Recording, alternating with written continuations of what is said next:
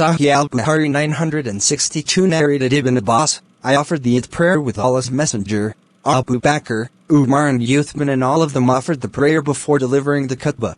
Sahih Al-Bukhari 963 narrated Ibn Umar, Allah's Messenger, Abu Bakr and Umar used to offer the two Eid prayers before delivering the khutbah.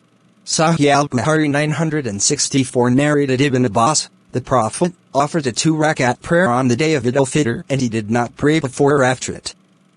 Then he went towards women along with Bilal and ordered them to pay alms, and so they started giving their earrings and necklaces in charity.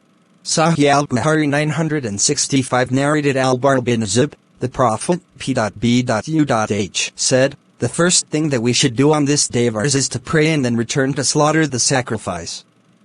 So anyone who does so, he acted according to our sunnah, tradition, and whoever slaughtered the sacrifice before the prayer, it was just meat which he presented to his family and would not be considered as nusuk.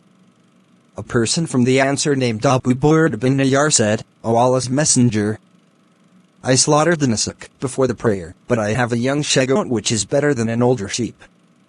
The Prophet, I said, sacrifice it in lieu of the first, but it will be not sufficient as a sacrifice for anybody else after you. Sahih Al-Bukhari 966 narrated as Sayyid bin Jubair, I was with Ibn Umar when a spearhead pierced the sole of his foot and his foot stuck to the paddle of the saddle, and I got down and pulled his foot out, and that happened in Mina.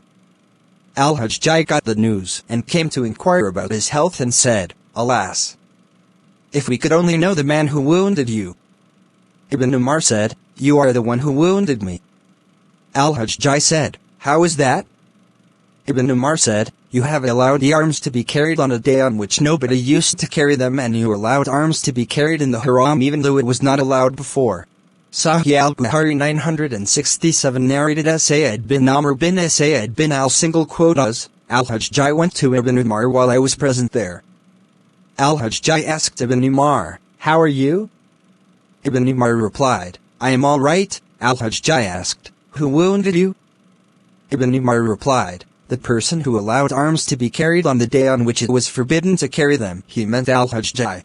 Sahih Al-Bukhari 968 narrated Al-Bara, the Prophet, delivered the khutbah on the day of Nar Eid al-Adha and said, The first thing we should do on this day of ours is to pray and then return and slaughter our sacrifices.